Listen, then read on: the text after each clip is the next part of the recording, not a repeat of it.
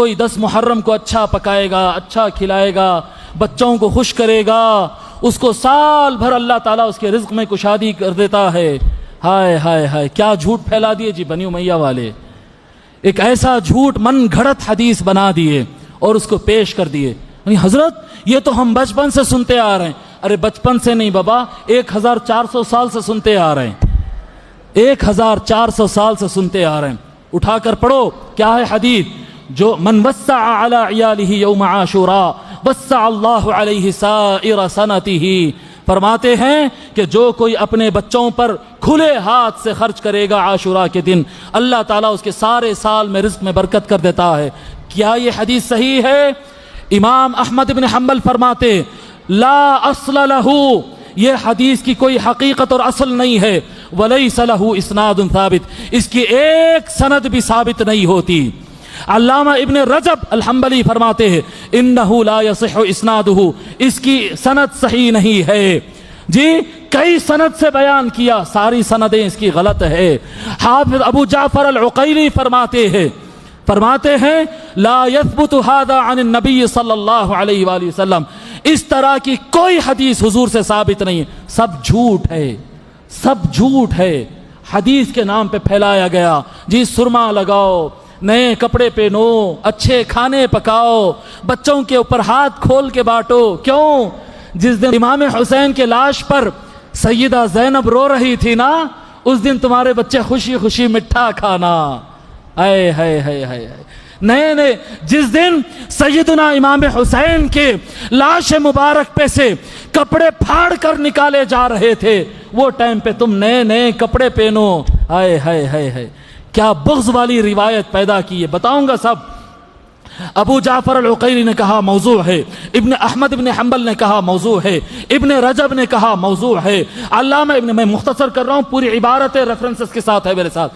علامہ ابن تیمیہ سلفیوں کے بڑے امام، علامہ ابن تیمیہ کہتے حدیث موضوع ہے، علامہ ابن القیم کہتے ہیں سند موضوع ہے، علامہ ابن الجوزی کہتے ہیں من گھڑت ہے، امام دارقطنی کہتے ہیں منکر موضوع ہے، ابن حجر عسقلانی کہتے ہیں من گھڑت ہے، علامہ محمد شوکانی کہتے ہیں من گھڑت ہے۔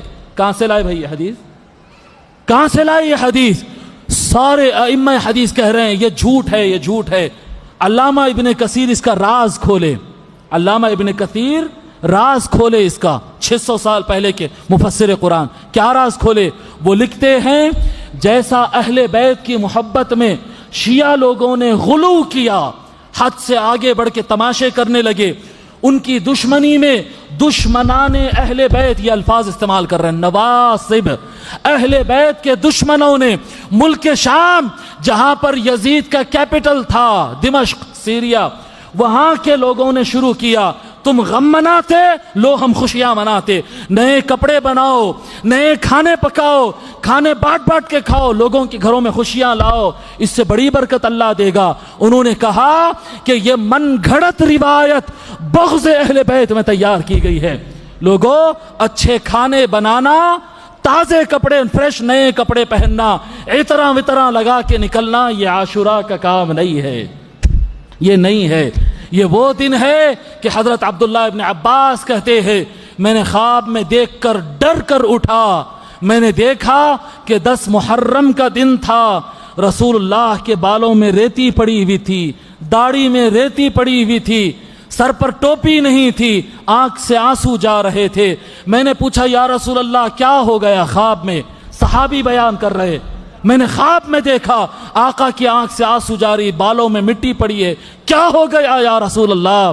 حضرت عبداللہ ابن عباس کہتے ہیں رسول اللہ صلی اللہ علیہ وسلم نے فرمایا شہدت قتل الحسین آنفا، ابھی امام حسین میرے شہزادے حسین کی شہادت کی جگہ سے آ رہا ہوں، ان کی شہادت دیکھ کر آ رہا۔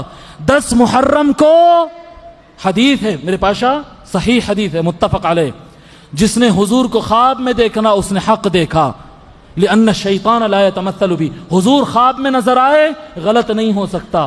صحابی کہہ رہے ہیں میں نے خواب میں دیکھا 10 محرم کو آقا کے سر میں مٹی پڑی ہوئی، جی داڑھی میں مٹی پڑی، آنکھ میں آنسو، اور امتی سینٹ مار کے نکل رہا، جم رہا ہے کہیں۔